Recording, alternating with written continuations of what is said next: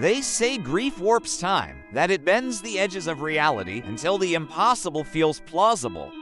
I never believed that not until my daughter came back. I don't mean that metaphorically. Not in a dream or in a fond memory. No, she came back from the grave. It had been 7 long months since we buried Layla. 7 months since the horrific accident on Route 9, since I saw the twisted metal of her car, since I heard the deafening silence on the other end of the line, followed by the coroner's confirmation call. It had been 7 months since I last had a full night's sleep. My wife, Miriam, couldn't take it. She left 3 weeks after the funeral. She said she couldn't bear being in the house anymore, that I was. Feeding the darkness. Maybe she was right. I'd stopped going to my job. Stopped answering calls from concerned friends. I spent every waking hour in Layla's room, just sitting there, surrounded by her half-finished drawings, the lingering scent of her perfume, and her voice, captured in old voice notes that I played on a relentless loop. Then came the knock. 3 soft, hesitant taps. It was 3:17 a.m. I dragged myself to the front door, my mind foggy with exhaustion, expecting a lost neighbor, a teenage prank, or maybe just a hallucination, another trick of my grieving mind. But when I opened the door, my heart stopped. It was her, Layla. She looked pale, ethereal under the porch light. Her eyes were wide, glassy, and unblinking. She was wearing the same faded hoodie she had died in. She didn't speak. Not a single word. She just walked right past me, her bare feet trailing dirt and dead leaves across the floor. Her skin was ice cold to the touch. Her breath, when it ghosted across my cheek, smelled of damp soil and lavender, the same soap she always used. I followed her, my feet moving on their own, like I was in a trance. She went straight to her room and sat cross-legged on the bed, just staring at the wall. For hours, I tried everything. I pleaded with her, asked 1,000 questions, hugged her cold frame, and cried until I had no tears left. Nothing, no response. Until, in a moment of desperate, mundane thought, I whispered, "Are you hungry?" For the first time, she moved, a slow, deliberate nod. That was the first rule I learned. She only responded to needs. Over the next few days, I learned more of her strange, new rules. She never, ever left the house. She never blinked. I timed her once. It was unsettling. She didn't seem to sleep, and she hated mirrors. If she caught a glimpse of her reflection, she'd recoil violently. Most unnervingly, every single night at precisely 3:17 a.m., she would knock on the front door 3 soft taps even if she was already inside, standing right behind me. And Layla wasn't alone. At first, the signs were subtle. Shadows that darted in the corners of my vision. Whispers that sounded like water in the pipes. A persistent, cloying smell of wet earth that seemed to hang in the hallway, no matter how many windows I opened. Then, she started drawing again, but these weren't like her old sketches. These were frantic, jagged lines, filling page after page with strange, disturbing symbols. She drew faces with hollowed-out eyes, and a terrifying image of a leafless tree with dozens of bodies hanging from its branches. One morning, I found a drawing tucked under my own pillow.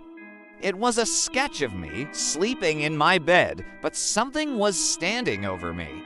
Its face was a chaotic blur of charcoal, and its hands were long, sharp claws. I snatched the drawing and burned it in the kitchen sink, watching the ashes swirl down the drain. The next morning, it was back, taped to the ceiling, directly above my bed. On the 5th night, I started hearing it, a voice. It was low and wet, like someone was trying to gargle words. It echoed from the heating vents, always between 2 o'clock and 3 a.m. Sometimes it would whisper my name. Sometimes it would just laugh, a choked, gurgling sound that made my skin crawl.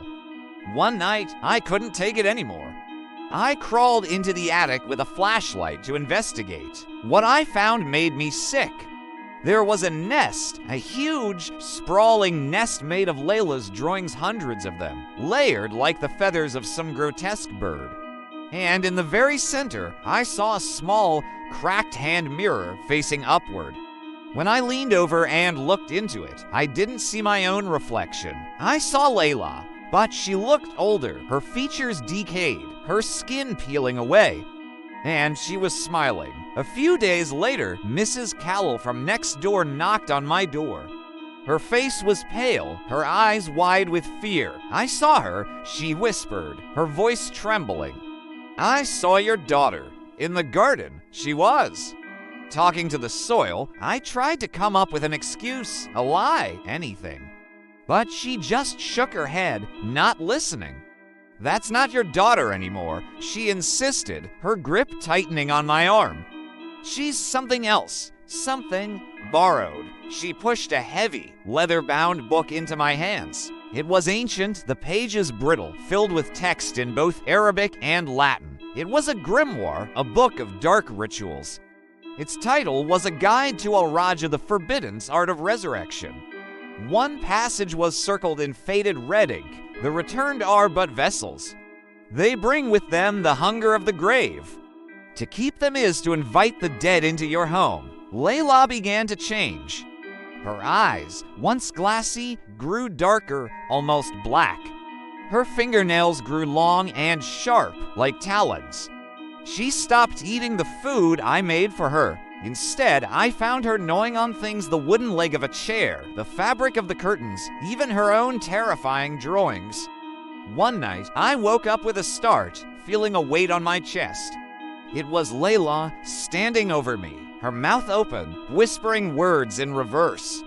The sounds were nonsensical, but filled with a chilling malice. I screamed, and for the first time since she'd returned, she smiled. A wide, unnatural grin. The next morning, I found deep claw marks gouged into the walls of my bedroom. And carved into the floorboards was a message: "I remember the fire." My blood ran cold. There was no fire in Layla's life. But there was in mine, a secret I had buried for decades. When I was 10 years old, I set fire to an abandoned house. No one ever knew, but somehow this thing wearing my daughter's face, it knew I had to go back. I drove to the cemetery in a daze. Her grave, it was open. Not neatly dug up, but torn open, the earth ripped apart as if by a wild animal. The coffin was shattered into splinters, and inside, lying amidst the ruined silk lining, I found a mirror. The exact same cracked mirror from the attic. In a fit of rage and terror, I smashed it against the headstone until it was nothing but dust. That night, Layla screamed for the very first time. It was a long, guttural wail of pure agony that shook the windows in their frames. Then the screaming stopped, and she spoke, her voice raspy and filled with an ancient sorrow. "Why did you leave me?" I stared at her, confused. I didn't know how to answer. She wasn't asking about the car accident. She was asking about something older, something deeper, something I had forced myself to forget. Frantically, I dug through old boxes in the basement, searching through my own old journals, therapy notes, anything from my past. And then I found it, a small, sealed box containing a birth certificate and a tiny hospital bracelet. Layla wasn't my first daughter. I'd had another, Leela, born still decades ago.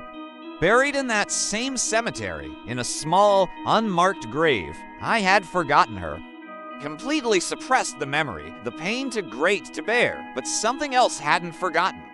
Something had waited in the dark, and it used Layla's tragic death as a doorway to return, to wear her face, to punish me for forgetting.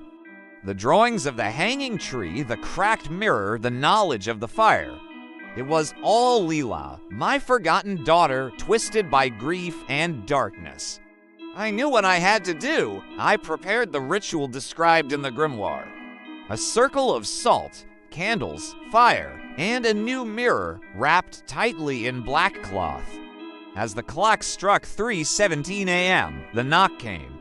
3 soft taps. I took a deep breath and opened the door. Leela stood on the threshold. Her eyes were bleeding black tears, her mouth grotesquely stitched shut with what looked like black thread. My heart broke, but I held my ground. I held the new mirror up to her face and unwrapped it. She shrieked, a sound not of this world. The entire house shook violently. The walls cracked, and shadowy forms poured from her open, stitched mouth. Through my own tears, I whispered her name. Leela, I'm sorry. And just like that, she vanished. It's been a year now. Leila never returned. The house is quiet again, filled only with my own grief. But sometimes, late at night, when the world is still, I hear it. At 3:17 a.m., 3 soft taps on the front door. I never answer. I've learned my lesson. Some doors, once opened, can never truly be closed. Thank you for listening. If you enjoyed this story, don't forget to like, subscribe, and hit that notification bell for more tales from the shadows. Stay safe out there.